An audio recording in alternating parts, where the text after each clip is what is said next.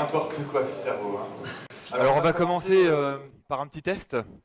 Est-ce que parmi vous, vous pourriez me dire quelle est votre conscience professionnelle, votre degré de conscience professionnelle? Donc je vais vous demander simplement d'évaluer entre 1 et 5. 1, vous n'avez pas beaucoup de conscience professionnelle, 5, c'est le maximum. C'est bon, vous avez votre réponse? Deuxième petit test. Est-ce que vous pouvez aussi évaluer vos capacités de conducteur? 1, vous êtes un vrai danger public. 5, vous êtes un excellent conducteur. Alors, c'est bon? Vous avez vos réponses? Ça ne demande pas trop de réflexion. Levez la main, soyez honnête, levez la main tous ceux qui se sont mis 3, 4 ou 5 aux deux questions. C'est ce qu'on avait dit, non? On ne laisse entrer que les personnes qui sont des bons conducteurs et qui ont une excellente conscience professionnelle. On le sait bien. Non, je crois que c'était pas vraiment ça. En réalité, ce qui se passe, c'est plutôt que dans notre réflexion, on fait souvent des erreurs. Et des petites erreurs qui sont totalement involontaires. Parce que là, la logique, ce serait que la moitié soit des moins bons conducteurs que la moyenne et l'autre moitié des meilleurs conducteurs que la moyenne. Et la moitié ont moins de conscience professionnelle que la moyenne et l'autre moitié a plus de conscience professionnelle que la moyenne. Ce serait la logique. Et pourtant, ce n'est pas le cas. On se croit tous un petit peu supérieurs, même quand on n'a pas confiance en soi. C'est une erreur que notre raisonnement fait, qui s'appelle en fait un biais cognitif, c'est-à-dire notre raisonnement est biaisé, c'est un biais, et cognitif, c'est un biais sur la connaissance. Alors, des biais cognitifs, il en existe beaucoup, et celui qu'on vient de voir avec ce test, c'est le biais qu'on appelle le biais d'excès de confiance, même quand on n'a pas confiance en soi. Mais je vais vous en proposer d'autres. Alors, imaginez, dans un festival, on offre un mug à 100 personnes tirées au sort. Aux autres, on leur donne rien du tout. Normal, ils ont payé leur place au festival, ça suffit. Ceux qui ont reçu le mug, imaginez c'est vous. Il y a des gens qui viennent vous voir et qui vous demandent combien vous seriez prêt à me le vendre. Alors, combien vous vendriez un mug de cette comme ça que vous avez reçu à l'entrée du festival? Allez-y. Ouais, ok, d'accord, j'entends des choses. Si vous n'avez pas eu de mug, maintenant, si vous n'avez pas eu de mug, à combien vous seriez prêt à payer pour en acheter un? Et voilà, et là, les réponses que j'entends, elles sont exactement celles qu'ont découvertes la première équipe de chercheurs qui a fait ce test grandeur nature. C'est une équipe de chercheurs en psychologie, dirigée par Daniel Kahneman, et qui a proposé cette expérience. Ceux qui avaient un mug, en général, acceptaient de le vendre pour, en moyenne, 5,25 $. Par contre, ceux qui n'en avaient pas, on leur a demandé à combien ils seraient prêts à l'acheter. Et on a même fait une variante de cette expérience qui était de leur dire on vous donne soit de l'argent, soit un mug. Donc à certains, on a demandé pour 1 $, vous préférez l'argent ou le mug? Bon, ils prenaient le mug. Pour 10 $, bon, prenez l'argent, etc. Et en fait, la moyenne, c'était 2,50 $. Ce qui est quand même surprenant, c'est que les deux situations sont les mêmes. Pour 4 €, vous avez le choix entre avoir 4 € ou avoir un mug. Si vous avez le mug qu'on vous l'a déjà donné avant, pour 4 €, vous gardez le mug. Si vous n'avez pas eu de mug, pour 4 €, vous gardez les 4 €. C'est bizarre, non? N'importe quoi ce cerveau. Enfin, bref, ce biais cognitif, il a été aussi mis en avant dans d'autres expériences. Par exemple, une université aux États-Unis qui s'appelle Duke, qui est une université où le basket est une vraie religion là-bas. Pour assister à un match de basket, les étudiants sont capables de faire du camping 3 jours devant la salle des sports avant un match normal de saison régulière. Alors imaginez quand le club arrive en quart, demi-finale du championnat universitaire américain, là on est obligé de procéder à un tirage au sort pour déterminer qui aura le droit d'acheter sa place. Donc il y a les heureux gagnants et puis il y a les malheureux perdants, beaucoup plus nombreux. Donc ceux qui ont reçu une place, on leur a demandé à combien ils seraient prêts à la vendre, cette place, pour quelqu'un qui ne l'aurait pas eu. Et on a demandé la même chose à ceux qui n'ont pas eu de place, combien vous seriez prêts à mettre pour avoir une place si c'était qu'une question d'argent. Alors la surprise, c'est que là, les personnes qui avaient leur place étaient prêtes à la vendre 2400 $ en moyenne. Pas en dessous, à 2000 $, ils préfèrent garder la place. En revanche, ceux qui n'avaient pas eu de place, pour 170 $, ils l'achetaient, mais pas plus. À 200 $, ils ne la prenaient pas. Donc vous voyez la différence qu'il peut y avoir. Alors ce biais, il est assez particulier, ça s'appelle l'aversion à la perte, c'est-à-dire qu'à chaque fois qu'on a quelque chose qui nous appartient, eh ben, on n'a pas envie de le perdre. Il a beaucoup plus de valeur quand il nous appartient que quand il ne nous appartient pas. Même si c'est que depuis 5 minutes, dans le cas du mug reçu au début du festival. À partir du moment où ça nous appartient, ça a de l'importance. C'est pourquoi, dans des opérations immobilières, quand vous vendez votre maison, vous lui donnez toujours plus d'importance que l'agent immobilier. Parce que ça vous appartient. Et si l'agent immobilier met deux biens de la même valeur l'un à côté de l'autre, dont un qui est le vôtre a évidemment beaucoup plus de valeur. Bon. Autre exemple, vous reconnaissez ces deux personnages? Deux présidents américains. Alors, est-ce que vous saviez que depuis 1900, tous les présidents américains, de 1900 à 2018, mesurent plus d'1,75 m? C'est assez surprenant quand on sait que la moyenne de la population masculine aux États-Unis, elle est en dessous d'1,75 m quand même sur la période. Il n'y en a pas un qui mesure moins d'1,75 m. C'est bizarre. La taille, en fait, semble importer plus que les compétences. Je pense que l'image de droite ne démentira pas. C'est ce qu'on appelle l'effet de halo. En fait, l'effet de halo, c'est le fait qu'on s'attache plus à l'apparence physique d'une personne qu'à tout le reste. Et vous croyez peut-être que c'est qu'aux États-Unis qu'on raisonne comme ça. Mais non, en Europe, c'est la même chose. Si on prend la moyenne des salaires, je vois qu'il y a des personnes qui, dans la salle, sauront de quoi je parle, et ça va peut-être les surprendre. La moyenne des salaires, eh bien, chaque centimètre gagné, c'est 20 € de plus par mois. Ça veut dire que pour une personne qui mesure 1,65 m et à côté une personne qui mesure 1,85 m, il y a en moyenne 5 000 € de différence par an. Oui, et ça, ce sont des vraies études qui ont été menées en Europe. Alors, vous voulez peut-être mesurer votre voisin pour savoir combien il gagne? Bon, trêve de plaisanterie, ça pourrait être drôle, enfin, surtout si on est beau et grand. Euh, bon, parce que évidemment la beauté ça joue aussi, mais en fait c'est pas si drôle que ça, parce qu'il faut savoir que même dans le domaine de la justice, ça a eu une véritable influence. On a fait cette expérience de proposer à des juges un texte qui décrivait une situation, la situation d'une personne, avec tout un argumentaire, et on demandait au juge de savoir si cette personne était coupable ou non coupable. Mais pour cela, on rajoutait une photo. Alors de temps en temps, on rajoutait la photo d'une personne au physique plutôt disgracieux, et pour d'autres, une personne plutôt belle. Bon, pas ces photos-là, hein, je vous rassure, mais d'autres quand même. Eh bien, la surprise, c'est que les juges, déclaraient coupable 84% la personne au physique disgracieux, contre seulement 56% pour une personne physiquement agréable. C'est ce qu'on appelle un délit de sale gueule, c'est ça? Voilà. Alors, troisième situation. Dans un village, on a 600 personnes qui sont malades. Une véritable épidémie. C'est une situation aussi qui a été étudiée par des chercheurs et que je vous présente ici. On a donc fait appel pour remédier à ces 600 malades à deux laboratoires qui vont chacun nous proposer deux remèdes et nous, on choisira lequel on a envie. Donc premier remède, premier laboratoire, il propose un premier traitement qui permet de sauver 200 personnes. Et il propose un deuxième traitement qui propose de sauver les 600 personnes, mais avec seulement une chance sur 3. Et il y a 2 chances sur 3 que personne ne soit sauvé. Eh bien, selon les études, les gens ont privilégié le traitement 1 à 72% et le traitement 2 à 28% seulement. On a fait la même expérience, mais cette fois avec le laboratoire B. Celui-ci proposait un traitement 1 où 400 personnes meurent, et un traitement B, 2 où personne ne meurt, mais une chance sur 3 seulement, où les 600 personnes meurent pour 2 chances sur 3. Voilà. Et bien là, présenté comme ça, sans que les gens aient eu accès au laboratoire A, les gens ont privilégié le traitement 2 à 78%. Mais quand on regarde bien, on est d'accord, c'est exactement les mêmes situations. Et les gens ont réagi complètement différemment. Comment ça se fait? C'est simplement parce que selon la manière dont on nous présente les choses, ça va totalement induire nos choix. Et à partir du moment où il y a un risque de créer du dégât, eh ben on privilégie plutôt l'autre solution. Donc on privilégie de sauver 200 personnes ou on privilégie de sauver que personne ne meure, selon la manière dont c'est présenté. Alors pourquoi notre cerveau raisonne-t-il aussi mal?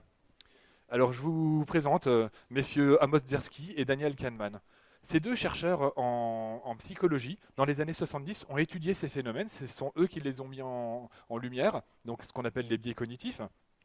Ils en ont découvert beaucoup, et tout ce travail a permis en tout cas à Daniel Kahneman de gagner le prix Nobel en 2002, parce que Amos Tversky était mort à ce moment-là, donc il n'a pas pu le recevoir. En revanche, Daniel Kahneman a reçu le prix Nobel d'économie, et non pas de psychologie, alors qu'il est psychologue. Pourquoi? Parce que toutes ces découvertes ont une influence énorme dans l'économie, et c'est ça qui a été mis en avant. Alors pourquoi ces biais cognitifs? Eh bien, d'abord et avant tout parce que c'est notre cerveau qui veut raisonner vite. Il se simplifie la vie en essayant d'aller au plus rapide, au raisonnement le plus logique en apparence. Et ce qui se passe, c'est que dans l'évolution, c'est ça qui a permis de sauver l'espèce humaine. Aujourd'hui, notre cerveau continue de raisonner comme ça, même si on ne s'en rend pas compte. Parce que le plus souvent, évidemment, on ne s'en rend pas compte. Vous connaissez tous les illusions d'optique. Hein, l'œil qui se trompe, on a l'impression que le segment d'en dessous est plus long que celui d'au-dessus, alors qu'en fait ils sont de la même taille. Peut-être vous connaissez aussi celle-ci? La case A ou la case B est la plus foncée? Et bien en fait elles sont exactement pareilles. Voilà. Et ça, notre regard se laisse tromper. Mais quand c'est notre raisonnement qui se laisse tromper, c'est quand même plus gênant. Et pourtant c'est la vérité, notre raisonnement se laisse vraiment tromper.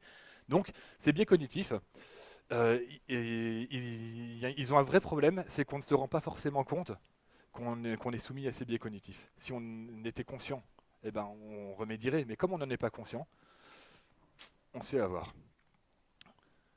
Allez, encore un petit exemple qui va certainement vous parler. Un biais cognitif très célèbre.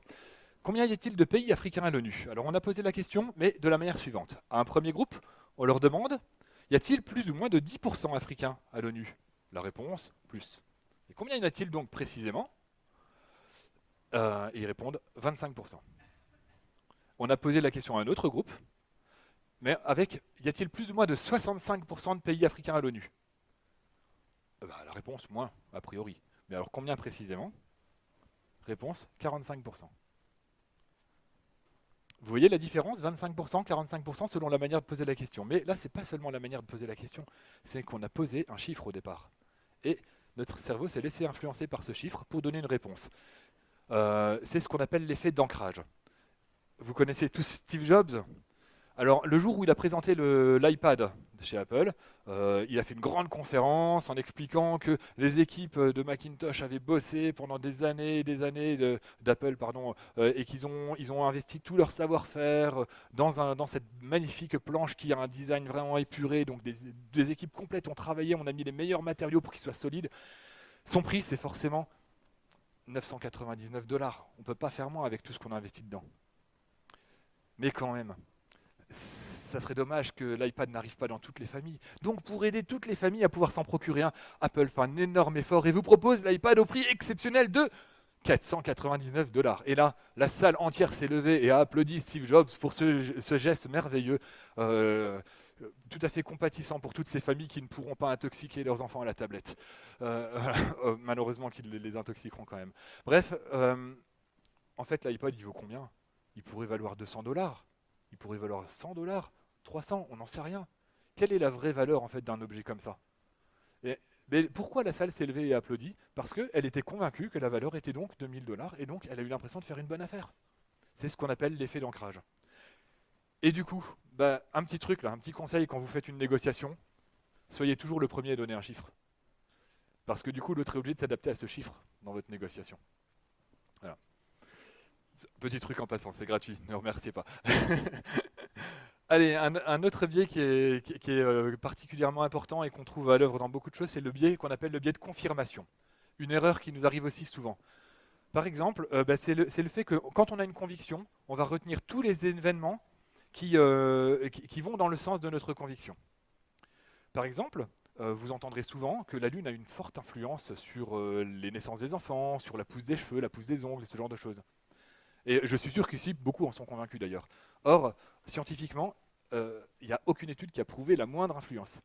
Si vous prenez les registres des maternités, il n'y a pas plus de naissances dans les périodes de pleine lune que dans les autres périodes. Pourtant, les sages-femmes sont convaincues qu'il y a une véritable influence et qu'elles ont beaucoup plus de naissances pendant ces périodes. C'est démenti par les papiers, mais les sages-femmes en sont convaincues. Pourquoi? Parce que quand il y a plein de naissances, quand elles ont une journée très très à la bourre avec beaucoup de naissances, et qu'elles se rendent compte que c'est la pleine lune, elles disent ah, c'est parce que c'est la pleine lune. Et quand il y a plus de naissances mais que c'est pas la pleine lune, elles n'y font pas attention. Et on est tous pareils. Si vous pensez que vos cheveux poussent plus ou que vos ongles poussent plus, vous voyez la pleine lune, vous regardez vos ongles, ah oui, tiens, c'est vrai, il faudrait que je me les coupe. Euh, voilà, et en fait, bon, je dis pas qu'il n'y en a pas d'influence, je dis juste que la conviction, elle est renforcée par ce biais de confirmation. Mais c'est exactement la même chose dans le cas des trains qui arrivent à l'heure ou en retard. Quand un train arrive à l'heure, on s'en fiche. Par contre, quand il est en retard, on y pense tous. C'est la même chose pour la tartine qui tombe toujours du mauvais côté, n'est-ce pas? Pour la queue au péage ou à la file de la caisse. On a toujours l'impression de prendre la mauvaise queue. Voilà. C'est aussi vrai dans le cas de la religion. Les croyants qui, quand ils prient, ont l'impression d'avoir des réponses à leurs prières. En fait, c'est surtout parce qu'ils se souviennent des fois où il y a eu un exaucement à leur prière. Et les fois où il n'y en a pas eu, ils n'en tiennent pas compte dans leur raisonnement. Mais c'est aussi vrai dans le cas de toutes ces théories du complot qu'on peut entendre. Là, par exemple, cette affiche vous montre l'idée préconçue que les Juifs dirigent le monde. Alors c'est simple. Si vous apprenez que tel Premier ministre, tel président, tel chef d'entreprise, tel banquier est juif, vous dites ah bah ah oui, forcément, il est juif, il dirige le monde. Or, euh, ceux qui pensent vraiment que les juifs dirigent le monde ne se rendent même pas compte qu'il y a énormément de dirigeants d'entreprise, de chefs d'État, etc., qui ne sont pas juifs et qui n'ont aucun lien avec des juifs. Donc c'est aussi une manière de fonctionner des théories du complot, ce biais de confirmation. C'est-à-dire que tout ce qui va dans notre sens, ben, on y croit plus que le reste. Alors, en fait, on a recensé à peu près 175 biais cognitifs. Je ne vais pas vous les expliquer tous parce que ce serait trop long. Je vais juste terminer par trois qui me semblent assez amusants et assez sympathiques. Alors, vous savez que entre un vin pas cher et un vin un petit peu meilleur, le plus cher est forcément meilleur, n'est-ce pas, hein? D'ailleurs, je me suis trompé en le disant. Enfin, bon, dans le cas qui nous préoccupe ici, je pense que c'est évident. Mais euh, quand vous dégustez un vin et que vous savez qu'il est plus cher, vous avez tendance à le trouver meilleur. Et ce n'est pas juste euh, par- euh, parce que votre goût est mal fait. On a passé des IRM, on a fait passer des IRM du cerveau à des personnes qui dégustaient un vin. Quand elles le croyaient plus cher, eh bien, les zones du plaisir dans le cerveau étaient vachement plus activées. C'est la preuve donc que c'était pas seulement de l'ordre de l'intellect, mais même du ressenti complet. Le biais d'autocomplaisance. Alors celui-là, si vous êtes encore étudiant ou pas loin, vous vous en souvenez, quand votre prof vous mettez une sale note. Hein, ouais, il était vache le prof. Ah non mais et puis il peut pas me supporter, il peut pas me voir. Mon devoir il était correct, mais bon celui d'à côté il a eu mieux pour le même devoir. Hein. On a toujours tendance à reporter les problèmes des autres, nos problèmes sur les autres. Par exemple, pour ceux qui aiment le sport, forcément si votre équipe favorite perd, c'est de la faute de l'arbitre. Bon, allez, un dernier petit exemple. Alors, vous allez acheter un stylo. Magnifique stylo, vous le trouvez à 22 euros dans une boutique. Et là, votre copain vous dit, vous savez, tu sais, je l'ai trouvé à 15 euros dans une boutique à 10 minutes d'ici. Vous faites quoi? Vous reposez le stylo, vous faites 10 minutes à pied, et vous allez acheter votre stylo à 15 euros. Quand même, 7 euros d'écart pour un stylo. Hein. Voilà. Par contre, le jour où vous achetez une magnifique veste comme celle-ci, hein, au moins 245 euros, voilà, et que votre copain vous dit ah, je l'ai vu à 238 dans un magasin à 10 minutes d'ici. Pour 7 euros, je m'en fous. Je vais l'acheter ici. Mais alors, ça veut dire que vos 10 minutes, elles coûtent 7 euros ou elles coûtent pas 7 euros? D'accord? Donc, encore une un petit raisonnement, si on y réfléchit bien, c'est pas très logique tout ça. Vraiment n'importe quoi ce cerveau. Mais alors, en conclusion, quand vous revoyez cette illusion d'optique, vous voyez les deux gris ou vous en voyez un noir et un blanc, franchement? Un noir et un blanc. Et pourtant, on le sait, on l'a vu tout à l'heure. C'est bien deux gris pareil. Hein.